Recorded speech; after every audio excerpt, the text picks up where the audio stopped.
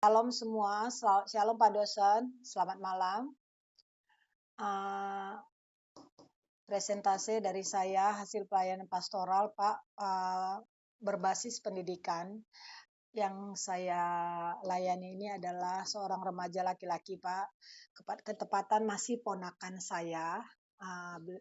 Ponakan saya ini merasa selalu dibully Pak di sekolahnya dengan inisial ET Pak.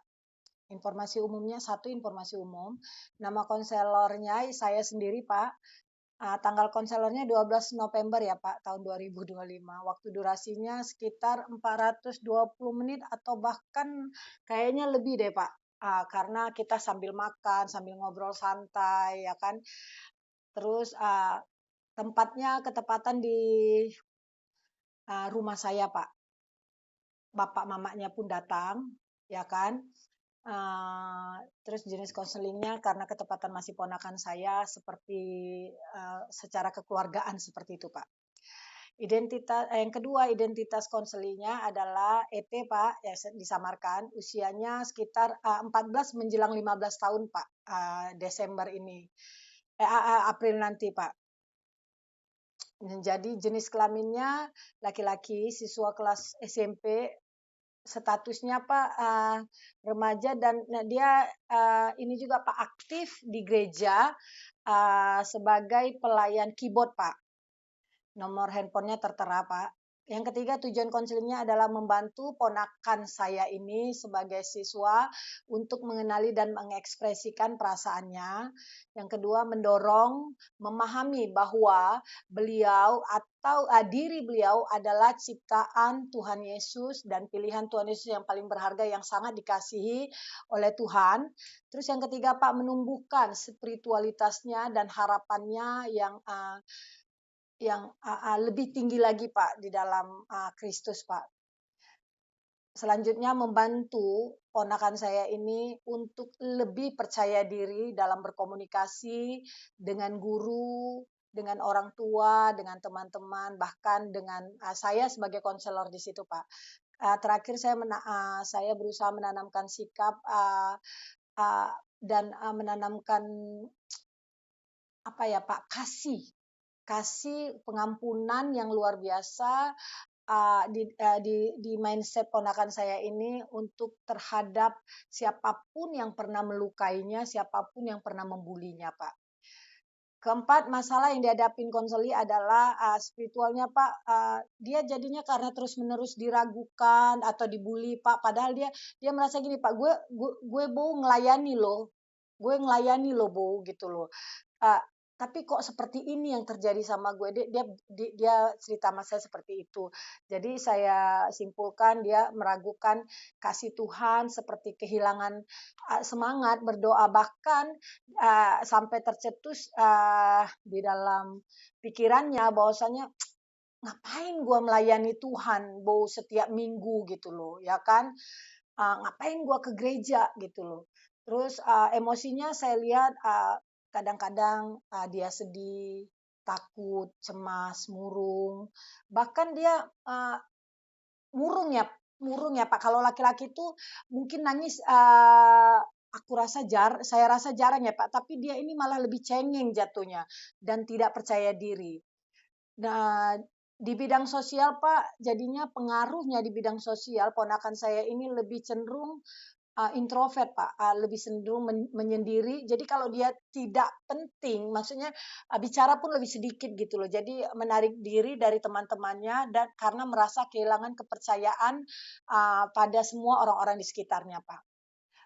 Dalam akibatnya di akademiknya Pak, di pelajarannya dia menjadi tidak fokus, jadi malas untuk sekolah Pak. Bahkan apa Nah, di sekolah itu kan ada poin-poin, Pak. Jadi bahkan poinnya itu sampai habis, Pak, karena dia itu sering cabut sekolah jatuhnya, Pak. Sering tidak pernah datang. Padahal dari rumah dia tuh sekolah gitu. Dari rumah dia sekolah izinnya sama orang tuanya, tapi nggak pernah hadir di sekolahnya, Pak. Nah, saya lihat dirinya itu setelah mengalami permasalahan-permasalahan demi permasalahan yang bulian selama ini, Pak. Jadi dia tidak melihat sisi positif dari dirinya sendiri dan semakin dia semakin tidak percaya diri, Pak, semakin dia, "Apalah gue ini," gitu loh. Seperti itu, Pak, pemikirannya di dalam mindset-nya. Yang kelima, strategi dan pendekatan konseling. Saat itu setelah kita ngobrol lama panjang ya kan, kita melakukan doa bersama karena ketepatan, bapak dan mamanya juga datang saat itu. Kita, membaca beberapa ayat kitab, ayat Alkitab dengan pendekatan yang lebih lebih lagi, secara apa ya, kalau saya bilang sepertinya jadi saya meletakkan diri saya itu, seumuran dia gitu loh, Pak, supaya dia lebih nyaman bercerita gitu loh, Pak, ya kan. Terus saya buat juga strategi saya seperti model ABC, Pak, yaitu Alliance, Belief, Behavior, Coping, atau Contract, Pak. Contract. Behavioristik itu reinforcement, response, cause, and modeling contract perilaku, and cognitive, rasional, fungsional, septol, pemecahan masalah bertahap, dan humanistik, empati, penerimaan tanpa syarat, validasi emosi. Terus keterlibatan orang tua, Pak. Jadi karena ketepatan orang tuanya ada, saya tanya bagaimana cara orang tuanya selama ini mendidik dia dari dia kecil sampai remaja seperti ini, Pak. Pola asuhnya bagaimana, quality time-nya bagaimana, disiplin aturannya bagaimana gitu. Dan apakah berapa kali beliau harus dipanggil oleh bimbingan dari sekolahnya, Pak, gitu loh. Dan saya tanya apakah pernah dibawa ke psikolog, orang tuanya bilang belum, tapi kalau oleh BP di sekolah berkali-kali orang tuanya dipanggil gitu loh, Pak. Yang keenam, ayat Alkitab yang saya berikan ada yaitu Mazmur 139 ayat 14, Yesaya 43 ayat 4, Efesus 2 ayat 10, Mazmur 34 ayat 9, Yohanes 15 ayat 12 sampai dan Efesus 4 ayat 32, Pak. Yang ketujuh, ringkasan hasil konseling, Pak, pada sesi 1 ya. Ponakan saya ini konseling ini mengakui mencari perhatian melalui perilaku jadinya melawan, Pak, melawan, mengganggu usil gitu loh. Dan cuek, Pak, di sekolah dan di lingkungannya, Pak. Terus orang tua menyadari komunikasi, saya tanya, "Ini kenapa ini?" Gitu sama papa mamanya. Jadi orang tua mengakui setelah mendengar kita ngobrol panjang lama itu, orang tua memang selama ini mengaku karena sibuk bekerja, masing-masing papa mamanya juga kerja, ketepatan mereka dinas di kepolisian, Pak. Jadi mereka cuman jadi gayanya gaya mendidik anaknya itu seperti gaya VOC, Pak. Atau bisa dibilang lebih parah dari polisi toba, Pak, gitu loh. Jadi jarang untuk ngobrol dari hati ke hati, bahkan untuk memeluk pun dia tidak pernah, jarang, Pak, gitu, bahkan tidak pernah gitu loh, Pak. Terus tujuan terukurnya yang selama 1 bulan terakhir, Pak, 1 bulan terakhir ini yang saya lihat dia selama 30 hari di dalam sekolah, dia malah ada 10 hari, Pak, tidak masuk sekolah. Bahkan di saat sekolah pun dia ada cabut dari beberapa mata pelajaran, Pak, duduk di kantin. Itu cara dia untuk melawan semua kepenatan atau bulian ini, Pak, gitu loh. Dia lebih lebih berontak gitu loh, Pak, lebih frontal gitu loh. Terus cuman dia masih juga datang ke gereja karena bapak mamanya wajib, Pak, ke gereja. Jadi bapak mamanya bersama-sama dengan bapak mamanya pergi ke gereja dan dia wajib melayani sebagai pemain keyboard kan, Pak, di gereja. Jadi dia ada latihan tuh, Pak, 2 kali 1 minggu, Pak, hari Rabu sama hari Jumat, Pak. Kontrak perilaku, Pak, seperti target indikator, reward, aktivitas pilihannya, konsekuensi logis, pengurangan gawainya, Pak. Mentor sebaya dikomunikasi seperti cara dia bicara atau bergaul dengan teman-temannya seusia dia, Pak. Sorry kok, sebentar, Kak. Terus latihan self-nya dan log perasaan lembar ABC untuk meminta perhatian secara asertif terus kami tutup dengan doa penutup Pak. Dan ini waktu doa pemulihan relasi ini saya minta dia Pak untuk berkomitmen apa yang dia mau, apa yang dia inginkan, apa yang dia rasakan. Saya suruh dia berbicara sebebas-bebasnya. Saya kasih waktu sangat-sangat panjang di situ. Terus saya tutup dengan doa dari orang tuanya Pak, gitu. Setelah pengakuan itu kita masuk Pak ke sesi 2. Sesi 2 ini Pak 2 hari kemudian ya Pak ya. 2 hari kemudian karena saya juga sibuk ngurus kerjaan saya Pak, dan ponakan saya ini dia nggak mau kalau orang tuanya ikut gitu loh Pak. Jadi saya bujuk-bujuk dia terus hingga dia mau Pak di 2 hari kemudian untuk sesi kedua. Fokus saya di sini adalah komunikasi asertif dan penyelesaian kontraknya Pak. Selama seminggu saya tanya orang tuanya, setelah kan itu 2 hari ya Pak ya, 2 hari dari kita sesi pertama, saya tanya orang tuanya, kalau dibandingkan seminggu yang lalu dengan 2 hari ini, bagaimana perubahannya? Uh, uh, apa apa yang dilakukannya di dalam kehidupannya? Jadi saya bagaimana emosinya, mainnya, semua saya tanya Pak sama orang tuanya. Saya belum ngobrol sama dia dulu, saya tanya orang tuanya Pak. Lalu setelah itu baru saya tanya anaknya gitu loh Pak, gimana? Setelah 2 hari ini saya bilang, yang saya tanya sama anaknya cuma yang 2 hari ini Pak. Gimana setelah 2 hari ini di sekolah bagaimana? Apa yang dikerjakan? Bagaimana? Dia bilang biasa aja. Ya dia jawab seperti itu Pak. Biasa aja Bu, nggak ada yang berubah katanya gitu. Nah lalu kok agak naikkan sedikit kok.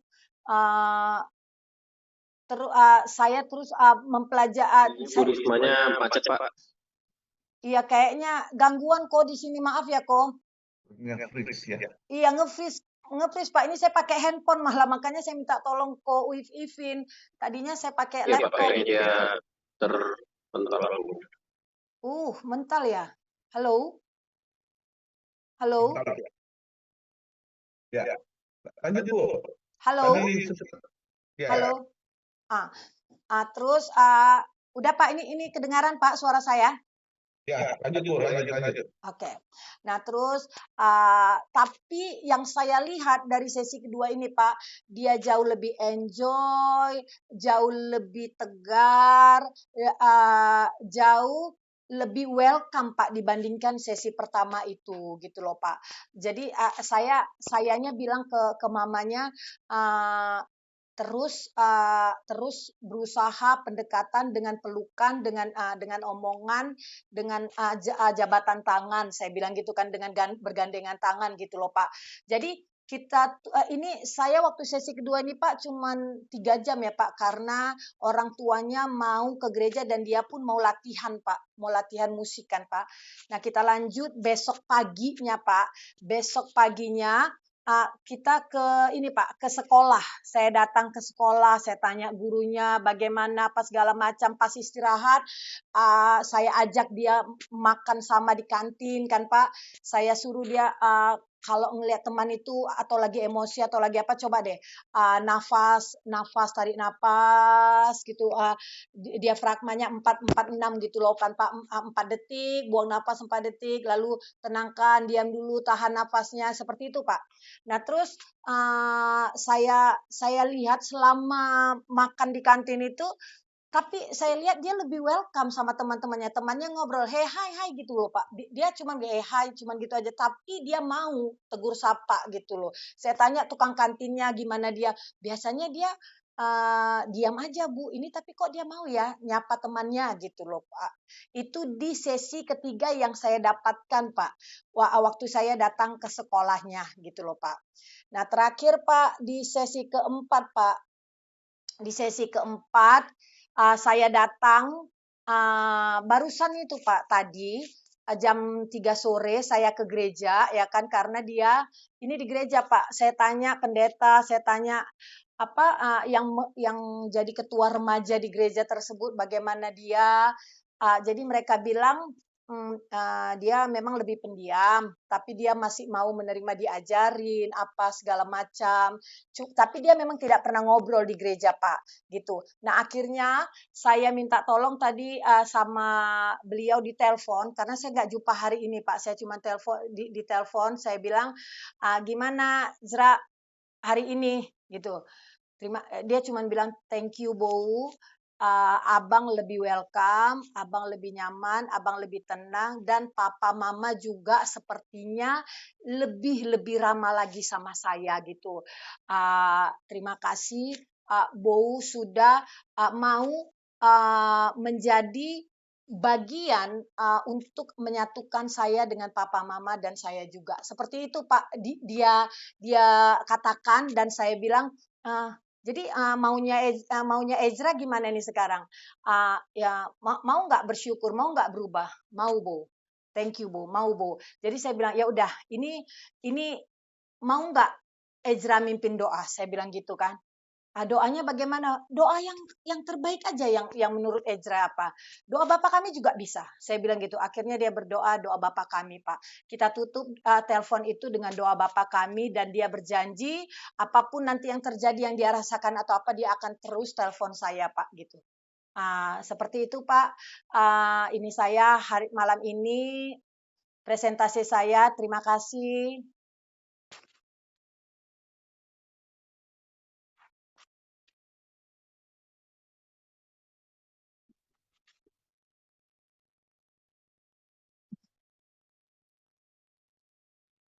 Sudah kok, thank you Ko Ivin. Sama Kak. Ya. Oke, Mbak Ivin, terima kasih Bu Risma. Kelvin naik ke poin 8.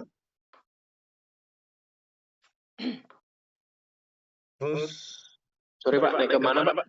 poin 8. 8. Oh, sorry, poin 7 maksud saya kalau jadi poin 8.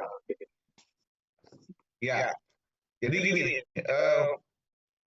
ringkasan hasil konseling itu adalah ringkasan, itu udah bagus, tapi belum nampak apa yang Ibu percakapan tadi di dalam ringkasan hasil konseling itu yang dituliskan. Iya Pak. Oh, oke Pak. Ya, harusnya itu. Misalnya tadi ini kan konseling mengakui mencari perhatian, oke. Orang tua menyadari, nah. Lalu misalnya kontrak perilaku, hasil percakapannya itu seperti apa? Oh, oke Pak. Ringkasannya saja, ringkasan saja.